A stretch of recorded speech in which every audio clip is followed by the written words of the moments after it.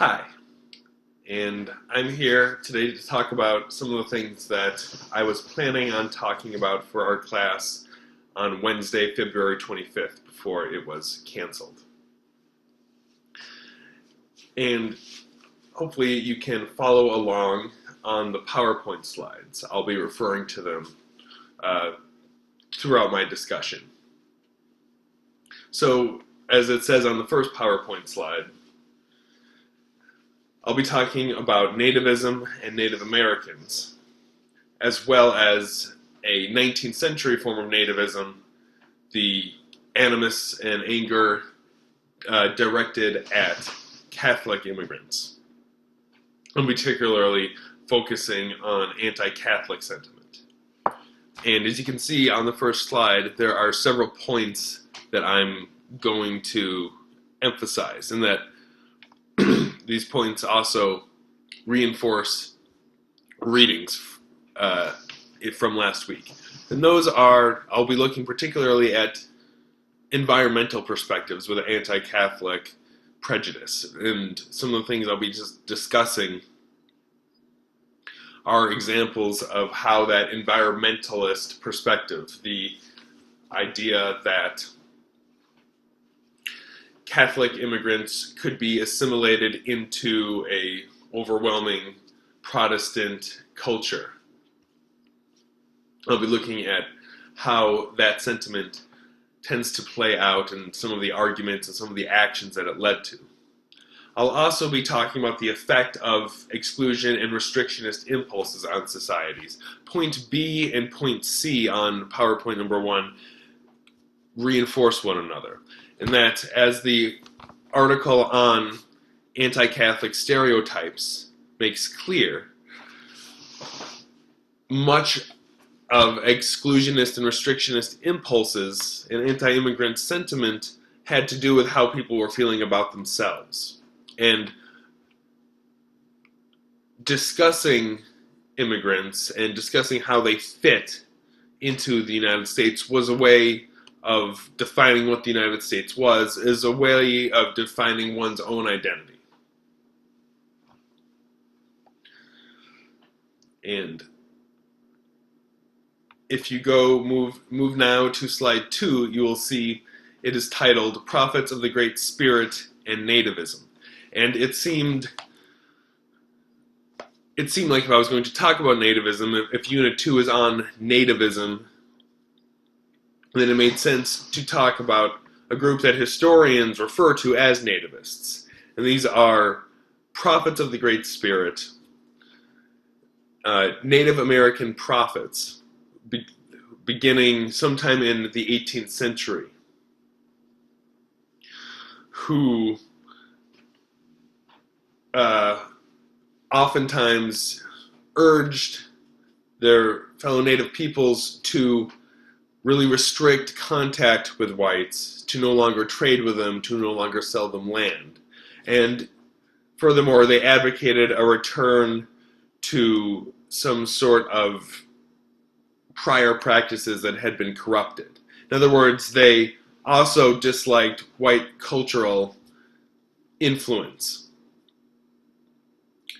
And I figure if we're going to be talking about nativism, it makes sense to start with nativist prophets. It also, the native prophets of the Great Spirit, also help us understand how societies in the midst of change themselves sought to restrict outside influence as a way to coming to grips with those changes. So prophets of the Great Spirit were leaders of what are known as syncretic religious movements. Syncretism means a blend of traditions and meanings from different sources. It is usually has a religious meaning to it. And it leads to syncretism, leads to new understandings, not just of the alien and intrusive and different traditions from other sources, but also of the traditional and familiar. So that the traditional and familiar is transformed by these other influences, and we arrive at something new. And nativist prophets were very much defining something new in terms of native peoples' religious understandings. These visionaries were diverse and occurred amongst various native nations at various times, but they had several similarities.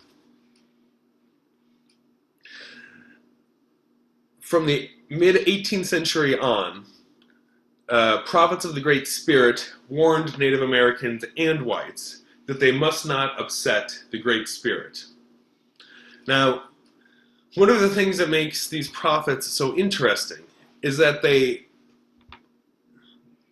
occupied a somewhat paradoxical, contradictory position.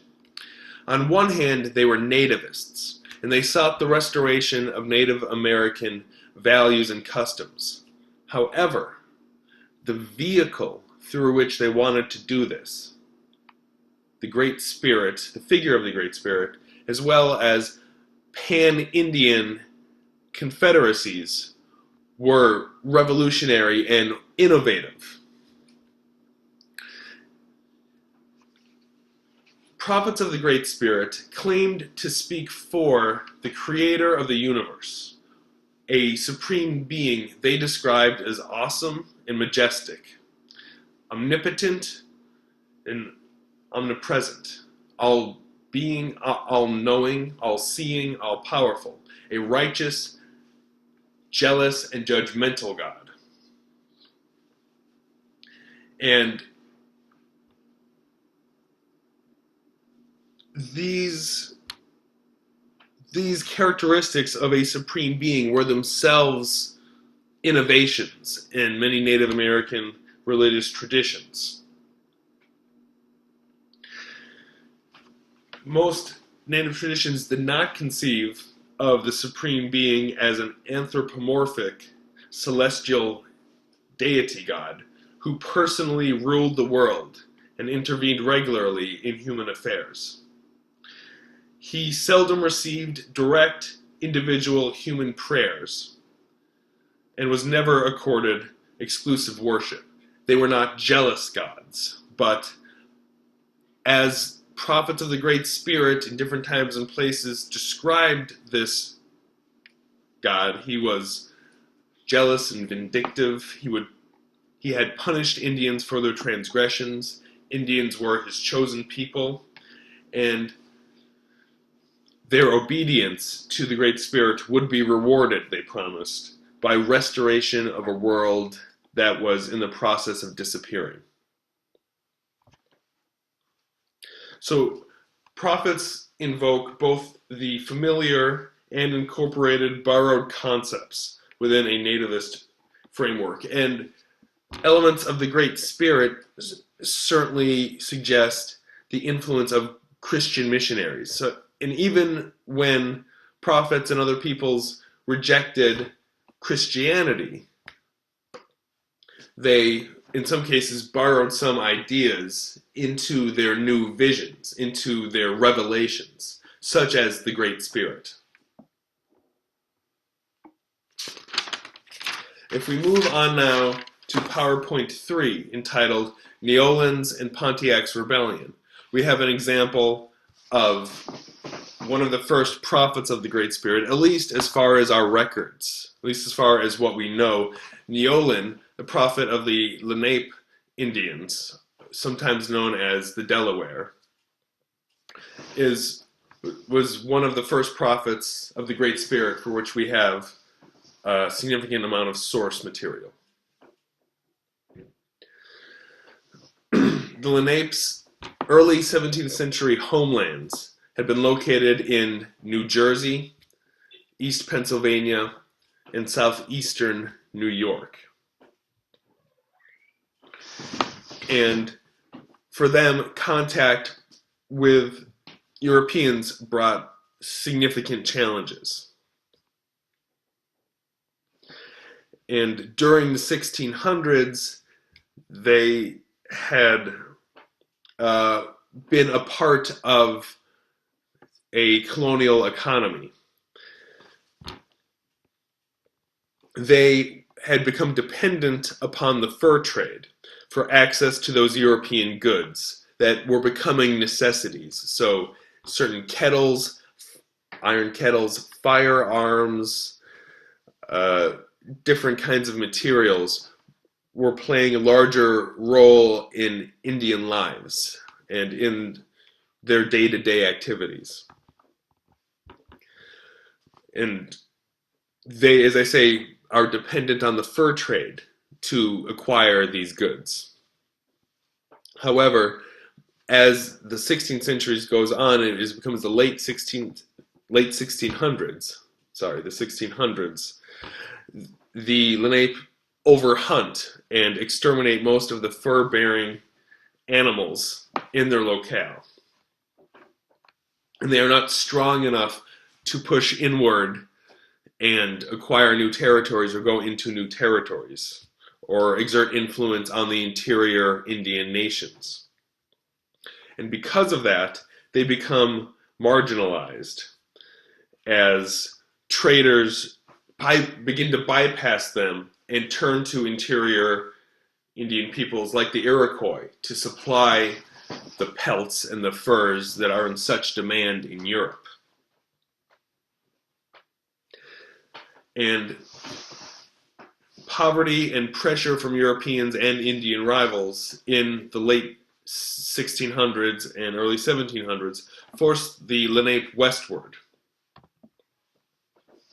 And by the time that Neolin's message was first reported in 1762, the Lenape were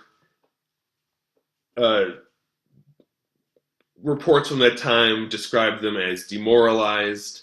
They are living in what are refugee villages. And Neolin's message found a ready audience within the Lenape, who, within a century, had gone from an estimated 12,000 people to an estimated 3,000 people.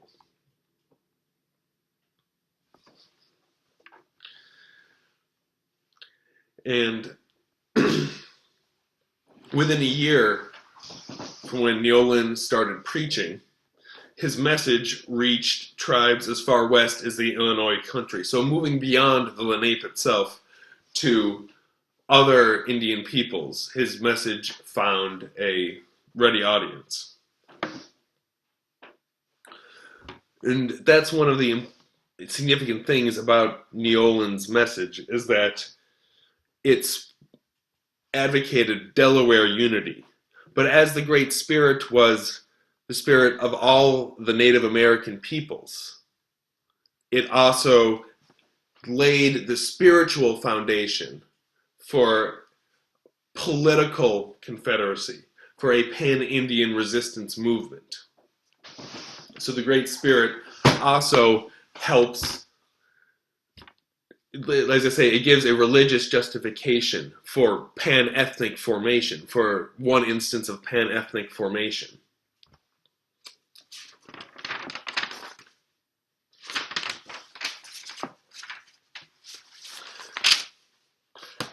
Neolin taught that a supreme deity, a jealous male sky god, who had created the world, this figure of the Great Spirit departed from Delaware tradition. And furthermore, the Great Spirit attacked some specific Delaware rituals. So, according to Neolin, the Great Spirit warned that when, quote, ye conjure and resort to the medicine dance, believing that ye speak to me, you are mistaken. It is to the Manitou that ye speak, an evil spirit. And Neolin, speaking for the Great Spirit, condemned certain shamanic power and practices that had been, again, part of previous tradition. You can see on the PowerPoint some other aspects of Lenape culture and religious ritual that the Great Spirit urge them to reform, such as the practice of polygamy, the use of alcohol, and what Neolin termed witchcraft, which was these shamanic, traditional religious practices. But the gravest transgression of the native peoples, the thing that the Great Spirit was angriest about, was the toleration of European intruders and the use of European goods. And the Great Spirit promised that were his peoples, his chosen peoples, not just the Lenapes, but other native peoples, had to resist further European advancement and cultural practices. And if they did so, then the Great Spirit would return wild animals to them, would restore the prosperity that had been lost. And the Creator God called for Indian unity as the creator of all Native Americans.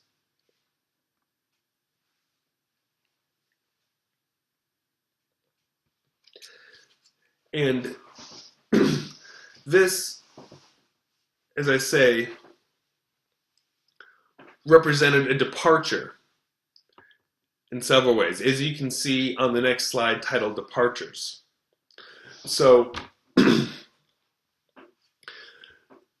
Great Spirit offers this different way of organizing society and organizing authority, from highly localized, familial, and ethnically oriented government to a vision of a divinely sanctioned Indian racial identity. And this works to threaten village-based political and spiritual leaders.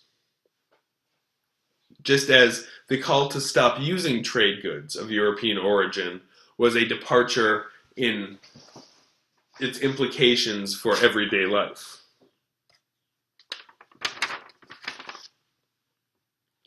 Moving on now to the next slide, titled Neolin and Pontiac's Rebellion. This was an example of the kind of political and military confederacy that could result from a message that was supported by pan-Indian unity, a religious unity of the Great Spirit, provided by the Great Spirit. Pontiac's rebellion was a rebellion in the mid-1760s, between 1763 and 1764. There was an uprising against British occupation of the Trans-Allegheny region in the Old Northwest, in the Great Lakes region, Pennsylvania, Ohio, Michigan. And as I say, the Great Spirit offered a spiritual foundation for this pan-Indian resistance movement. It was one of the more successful uprisings, and it destroys numerous posts and settlements. They are unable to dislodge the British from some of the larger ones, such as Detroit and Pittsburgh. Pontiac lays siege to Detroit, but is finally compelled to seek peace. The Pan-Indian Confederacy is fragile, and as I say, it's one of the things that it does, that this vision of the Great Spirit does, is it really threatens local power in numerous villages.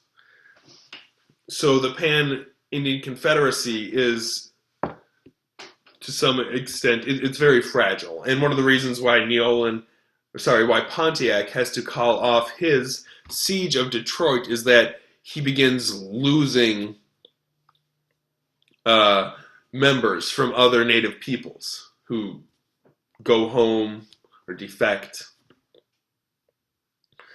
And in effect, the war becomes a stalemate.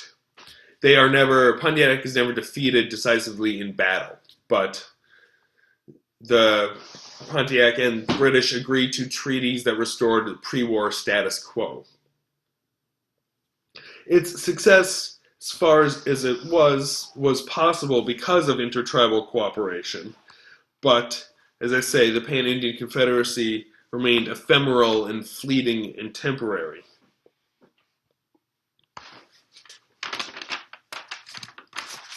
But therein, the reason I wanted to talk about them is because they also show that the prophets of the Great Spirit, not just Neolin, but ones in the early 19th century, such as Tenskwatawa, who is known as the prophet of the Shawnee, and his brother Tecumseh.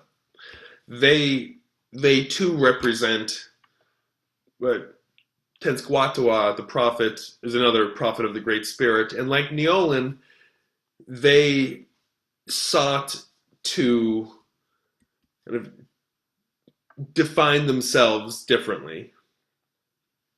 And while claiming to go back to tradition, in many ways they use an innovative vehicle of the Great Spirit to accomplish this, all the while very much changing what that tradition would look like. And that's something you see amongst a lot of nativist periods, are societies in transition, people attempting to define themselves in a new way, even through a cultural tradition. You can't go back. You can't really go back. And that's something I think important to keep in mind as we continue to read about nativism and exclusionary and restrictionist impulses. I am going to stop this video so it doesn't get too long and start a part 2 that will look at anti-Catholic animus and anti-Irish animus in the 19th century in the young United States.